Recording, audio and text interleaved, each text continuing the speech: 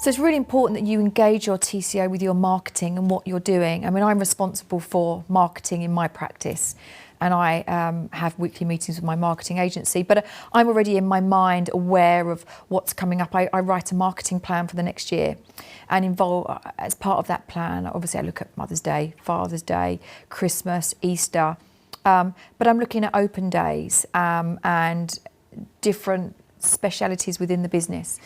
So my TCO is part of that. I engage her in my marketing plan, so she knows that in 2 months' time I'm going to be running an implant day. So if you're getting implant patients ring up and they're not ready to engage and book an appointment with the implantologist, that we try to get them on the implant open day, that they know they can come along and ask questions in a free environment, and that may encourage them to book an appointment. I had an implant open day last week. I had 45 patients walk in. I had 25 of them booked on the night, and my TCO was there on the front door with me, engaging with the patients when they came in. She has a business card. So when I stand up in front of those patients, I say, though I'm the business manager, Sarah is our VIP patient coordinator. Her card is in your pack. I give my patients a lovely golden envelope so they feel special. And in there is Sarah's card. So they feel that they've got somebody that they connect with. They haven't just got to ring and speak to anybody. When they ring, Sarah knows them. When they ring directly to her number, she has an option when my patients ring up, option 4 is to speak to our treatment care coordinator, Sarah. They go straight through to Sarah. She has an answer machine. And they know that if they ring, she's going to come back to them. From a marketing perspective, the priorities as I see the TCO role is really dealing with any inquiry that comes into the practice and doing it really efficiently, doing it really quickly, because you've spent the practice has spent their marketing budget to generate a lead or inquiry, and your role in the first instance is to contact the individual and really try and get them out of the market as soon as you can, because they'll be looking around, they'll be looking at other providers and weighing up treatment. They may have already gone down the road of talking to a few others as well. So from a customer experience point of view, the speed with which you can return a call or a web form inquiry or a question is really important, because you're showing that the level of service at your practice is high, and that is the first start of building the rapport and confidence that that's the right place for you. The other area is around organisation. So there's no doubt that TCO role is busy, and there's multiple tasks that need to be done, from free consultations, be that on video or in the practice, following up on leads, chasing treatment plans, following up after a consultation as well. So you're juggling a lot of activities that you need to do. So good organisation and prioritisation is good.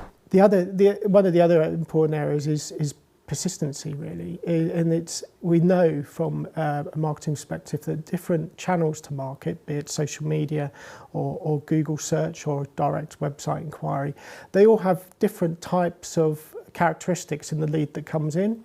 So someone that comes through social media, they might be a bit harder to contact in the first instance. So you may find that you need to contact them usually up to six times on average. So it's the persistency and confidence that you have permission to call that individual. And really using, being smart, I think, is important. About if something doesn't work, having the confidence to change it and seeing if a different approach would work better, and trying to understand that in relation to the types of channels that are bringing in inquiries for the practice. It's really being the confidence and being responsible for your role, nurturing those leads in a timely manner, yes, understanding the types of channels that are bringing in the leads, and working with the team, the principal, and really importantly with the marketing agency, to feed back on the types of leads that are coming in, where the successes have been, where failures have been, where the types of leads may not be easy to contact or they're not converting, because all of that information from my perspective as the marketing agency and my team, it helps us understand performance, in the real world. We have lots of data, and we can manage optimization, and we can improve volumes and types of inquiries. But it's that feedback from the person on the ground that's really important, that helps us understand the approach, and we can work on campaigns to make some changes that might bring some improvements to the lead quality or the volume of leads that are coming through. But also we can feed back and help the TCO in the way that if we understand what's happening on the ground, then we can really provide some input and advice. So that relationship really works both ways. So I guess if the TCO takes ownership of that role and that relationship, it can really work well from both sides in my perspective.